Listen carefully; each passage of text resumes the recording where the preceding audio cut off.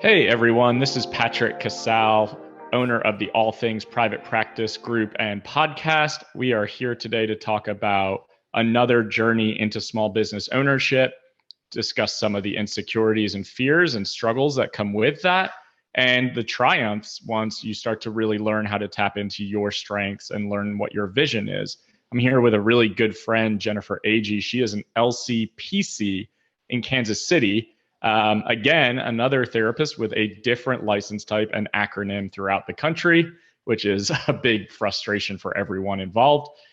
Jennifer has 3 different businesses. She's a really wonderful human being, and I'm really happy to have you on here today. So thanks again for coming on and making the time.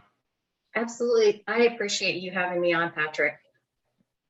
Absolutely. So, Jen, we talked about the topic of right-sizing your business and kind of working into your future plans, your retirement, your money goals, and your vision. And as I've been doing this podcast, what we've been talking about is like journeys from where you started to where you are now and everything in between. So just give us a glimpse of like how you got from point A to point B right now, because you're really doing some impressive stuff in the therapist world and community. Thank you. Yeah, I think learning people's origin stories really helps give you good background to understand why people do what they do, what motivates them, and kind of see their value system sprinkled all throughout those things. I got married when I was still in college. My husband's a little bit older than I am, and ended up having babies when I was still in college and feeding them in between classes and all sorts of things. I've always been very tenacious. So stopping my education because I got married and had children was never an option for me. When I was in grad school and getting ready to graduate, I answered an ad in the newspaper. So I'm 47. So back in the day, people would put ads in the newspaper when companies wanted to find someone for a job. And so I saw the job title was Executive Director of Adoption Agency. And I really thought I had no shot of getting that job, like at all. Executive director, I'm just finishing grad school. But part of the beauty of youth too is you don't know what you can't do yet, or you don't have quite so many fears and doubts sometimes, and you're just a little more bold and ballsy. So I just went for it and I applied and I got it. And after I got it, they told me, you are the executive director, but you were also the only employee, and the company is about to go under, and you have 1 year to either make it work or we are going to pull the plug on this thing. So that was my entry into the adult workforce. Exactly. Right. Exactly. So honestly, that didn't worry me though. I just had peace. I was where I was supposed to be. And within a year, I had hired 3 employees. We were doing domestic adoptions. I had opened doing adoptions in Russia at that time.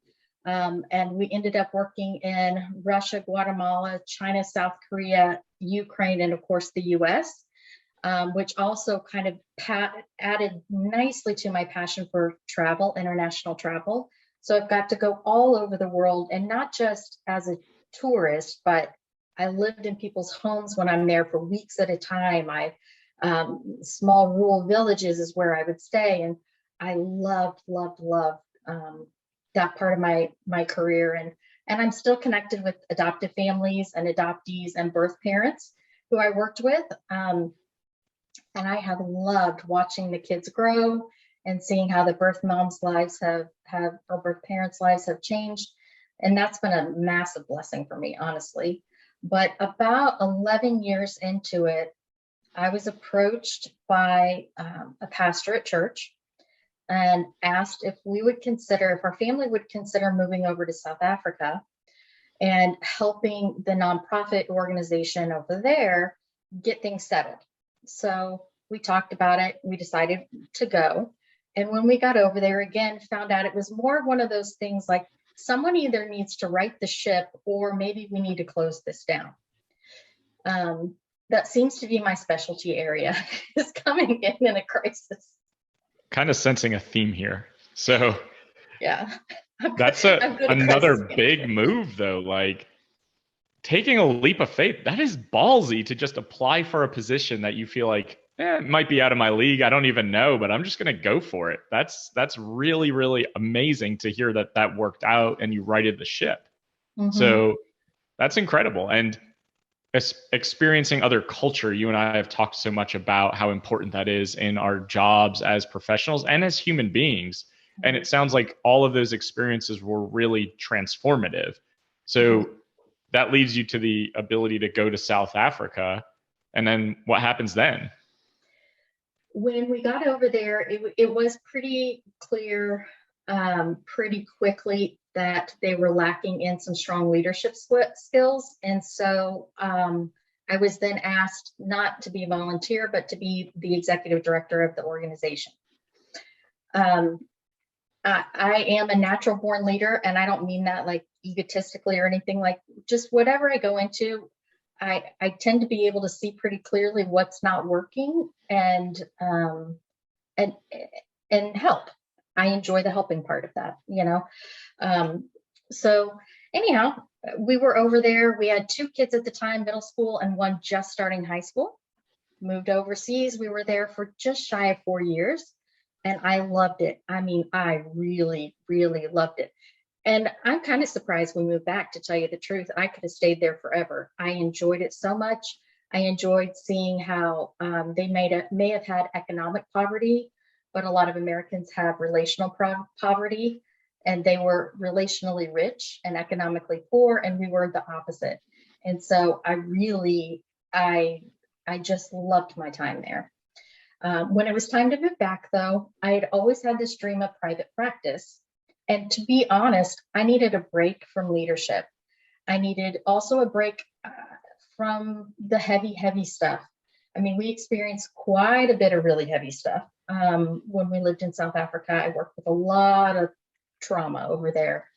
And I also needed to not be responsible for anyone else. And talking about right-sizing your business, for me at that time, even though naturally I enjoy leading and having teams, I'm very extroverted, I knew that I needed a period where I didn't have any of that responsibility. And so for me, that was the next right step.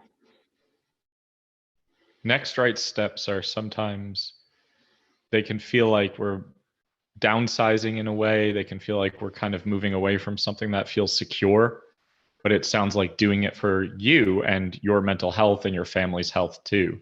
And I imagine you did see a lot of trauma over there, and it had to be really hard and really heavy to experience on a daily basis, let alone how the people in South Africa are enduring that and apartheid and all of the stuff that comes with a lot of the experiences in Africa in general. So then you decide to move back after giving 4 years up over there and doing the work, starting a practice here. What were you scared? Were you nervous? I mean, I don't get the sense that you were, just knowing who you are.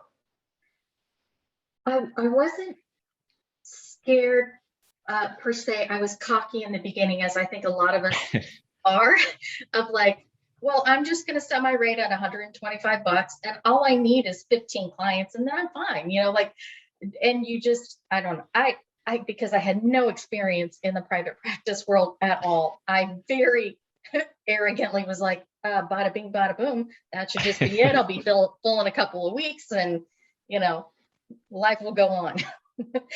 And that's obviously not what happened. You know, it takes time to build your name and your reputation and those things. But so I did have a bit of a wake up call, and thankfully the next right step for me was aligning with other therapists who had gone before me and humbling myself and just saying, I don't know what I don't know. Can you teach me? Can you help me? Can you give me a hand up? And they did, and it was transformative to my business. Yeah, that's a really beautiful example of humility and just recognizing that we need to ask for help in order to be successful. And was that well received by therapists in your area? They were willing to help, or were there any situations where it was like, nah, you're new, you're young, we don't want anything to do with you? Well, I wasn't very young at that time, but Actually, everyone was really lovely. And I do think that people can sense from you when you are genuinely coming in, where I'm not trying to take anything from you. I'm coming here with openness. And I think people feel that from you. And when you really come in with right intentions, people want to help you. Most helpers in our field want to help, you know? So that was the next right step for me, was asking those questions. And I did make some changes in my business. And even as I started to grow, my business was full, practice was full, and I kept having this push. People started wanting to really work with me, other therapists. Would you take interns? Would you, could you be a 1090, I'd be a 1099 for you, different things like that. And I still wasn't having a feeling that it was the right timing. I still really, really needed to not be in charge of anyone else. And when my kids left home, it felt like that shift had happened. I had given so much of myself when I lived overseas that a lot of times I wasn't as present as of a parent as I wish that I could have been, because I was serving all the time. And I felt like that time when I came back, not only did I need it to be restorative for me, but I needed it to be restorative for my family balance. So once the kids left home, the next right step for me was that entrepreneurial side said, all right, I've been sitting on the sidelines too long. It's time to let loose.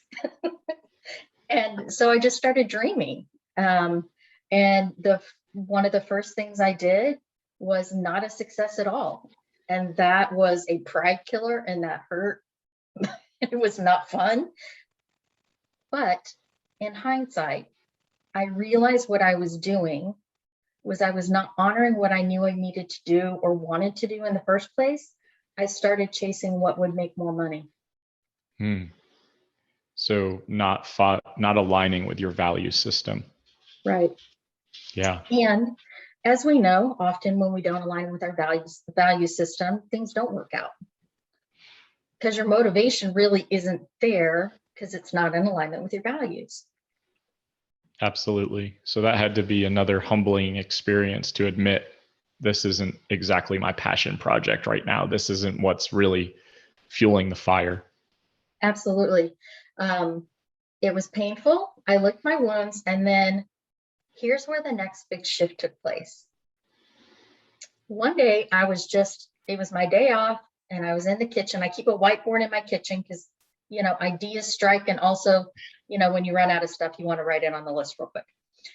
And I thought, I need to have a no bullshit, honest conversation with myself, and I need it to be completely unfiltered. So what I did is I took that whiteboard and I wrote down everything I really don't like doing as a part of this business. What are the things that I do not enjoy? Drew a line. What are the things that really fill me up and give me energy? Wrote all of those things down. Based on that, what themes started coming up? So I just my brain thinks strategically. I'm an Excel spreadsheet guy, like, that. So my brain has to put things in right order. So that's what I was doing on my whiteboard. I was trying to clear out the what should I do? Because when we lived overseas, yes, I had a great title and everything, but the truth is we raised all of our own support. So during our most financially lucrative years, what should have been, right, we were actually not earning income. We're not putting into our 401k. We're not doing all of that stuff. So I did have this kind of responsibility of family, and those were competing things. And when finally I quieted that fear voice of not having enough in the end or whatever, and just said, what is it that I'm really good at? What do I really like to do? And then I put all of that together. Things have flowed so beautifully, and abundance has also followed that. That's not always a guarantee when you work in alignment with your values, but thankfully so far that's touch wood, it's working out.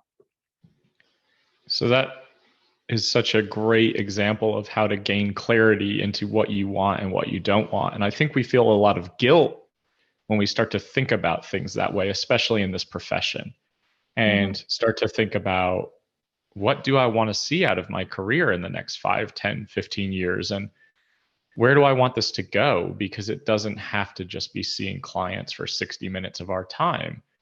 And I think we lose sight of that. And maybe it's the bleeding heart savior syndrome of like, I've got to be helping and of service all the time. But you've found ways to do that in other ways that don't necessarily come into contact with clients one-on-one. I know you do a lot of supervision and taking on interns in the Kansas City area. And really, I think what you said to me at the retreat you just hosted was your mission was to really ensure that you are helping develop not only good clinicians, but good human beings as well. Mm-hmm.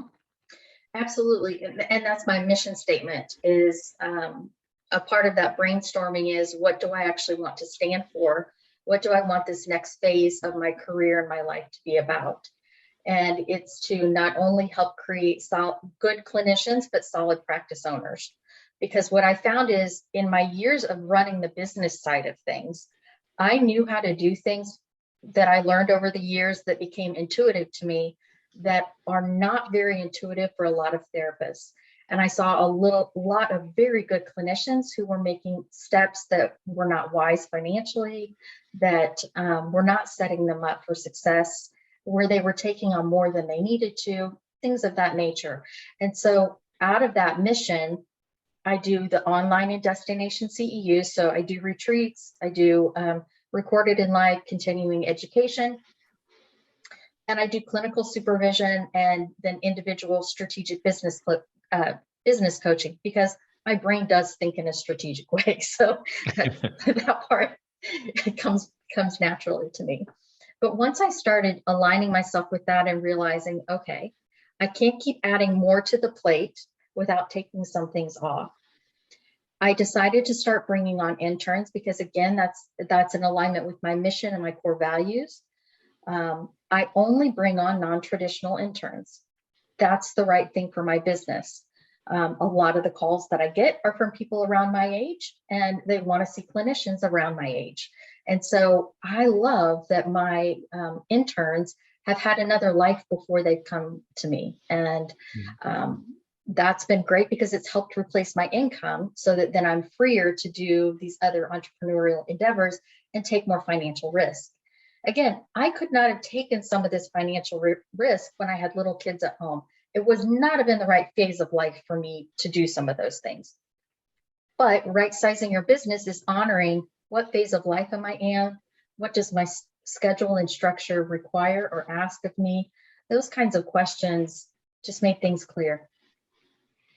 Yeah, absolutely. And I love the fact that you like non-traditional interns, people who maybe counseling is a second career for them or just a different phase of life in general. And I mean, it sounds like you're really helping a lot of clinicians in the Kansas City area.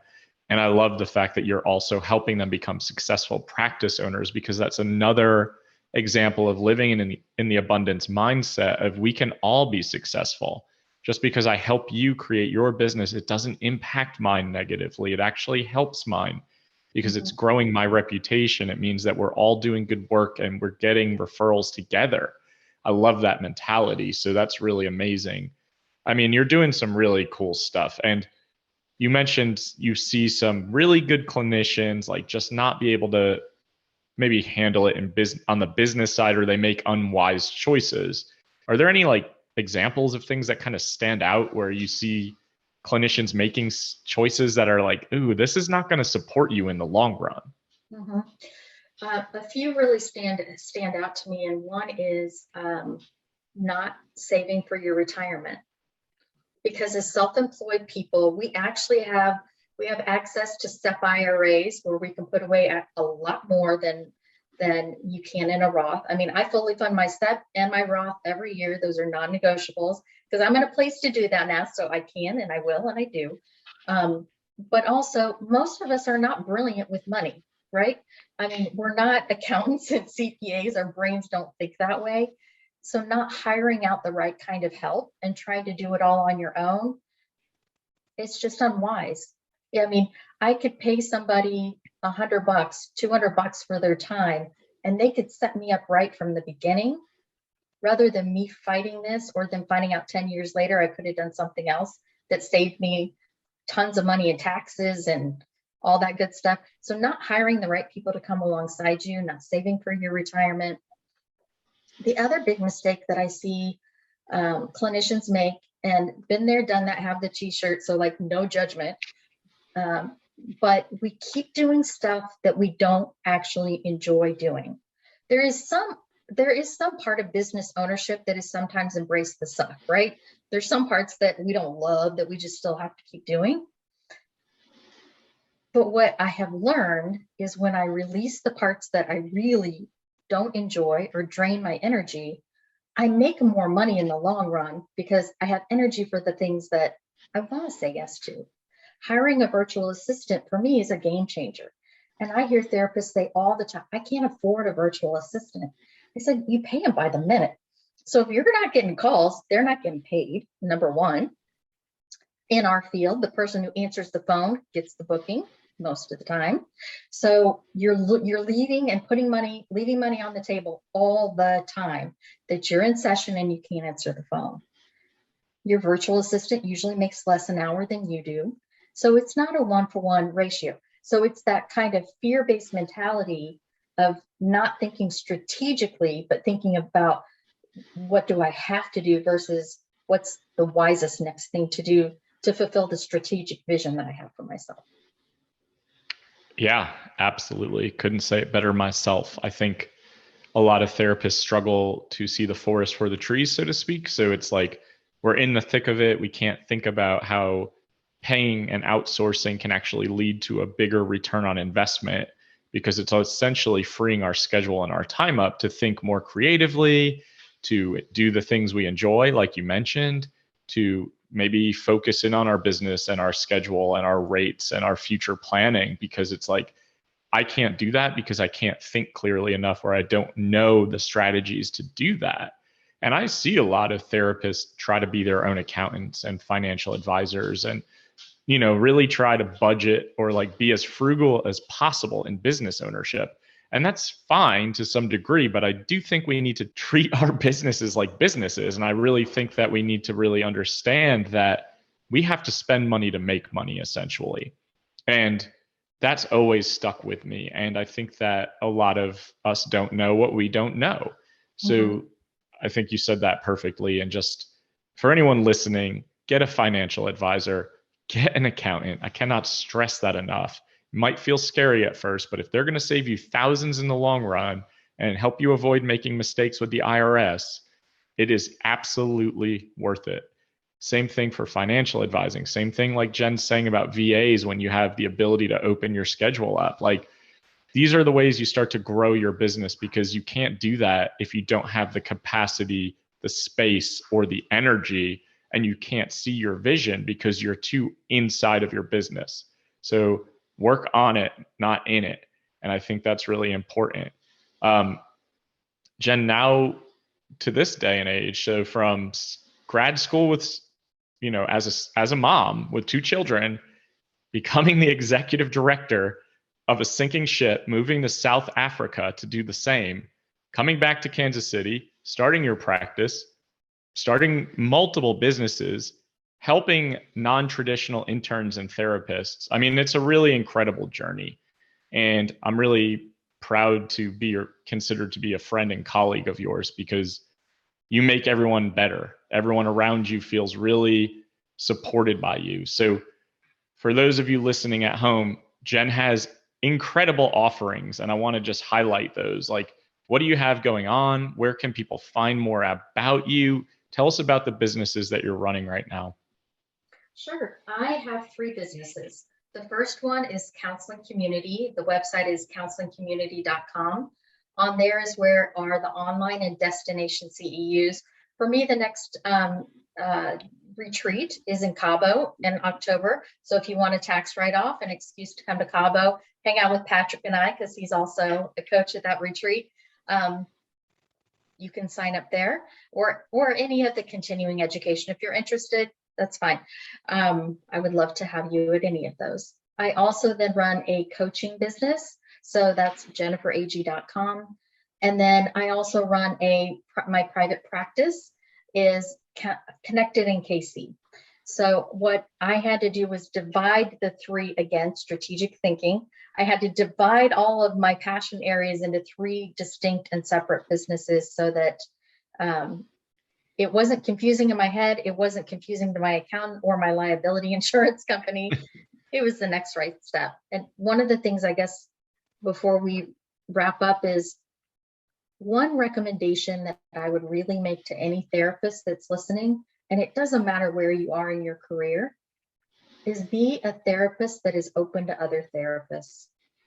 I have found so many times I'll meet with people for free and help them with this, that, or the other on their business, because I've gone before and I have knowledge. Not that I don't think I should get paid for my knowledge. That's not what I'm saying. But sometimes, you know, someone needs a little help or whatever, and be open, keep your hands open to both share and receive. And what I found is it just comes back to you tenfold. You enjoy your community a lot more. We see the nastiness on some of the pages, and just don't be a therapist that's about that. We can all win here. There's more than enough need to go around. It's not a competition. Those are great closing words today. It's not a competition. There is enough to go around. We do need to step into the abundance mentality and support each other, because we've all started out at one point or another. We were all fearful and insecure and anxious about what was going to happen and if our businesses were going to be successful. And we need support. We need to be able to build each other up in this community. And you can see from Jen's ventures and my own that there is a lot possible once you start becoming open to possibilities, saying yes to things, and putting yourself out there. That's a scary fucking thing, but it can lead to tremendous growth and fulfillment. And I just want everyone to hear that, especially if you're just starting out and thinking like, I don't even know if I'm going to be able to get clients. We've been there. We've all been there. Maybe Jen, not so much at first, but then reality checks kick in and it's like, yeah, this is scary. And we don't know what we don't know. So I want to say thanks to everyone for listening. You can download this episode wherever you listen to podcasts, and please feel free to subscribe, share. You can find more of me at my Facebook group, All Things Private Practice. My website is allthingspractice.com, where I offer individual, group, and course coaching for private practice startup and destination retreats. My next one is in Ireland in March of 2022. Super excited. Jen will be coaching there too. And you can also find more of my information at resilientmindcounseling.com in the North Carolina area for group counseling experiences and appointments. I really appreciate everyone listening, sharing our journeys, talking about failures to triumphs, and just really supporting each other and building one another up. We'll see you next time. Bye.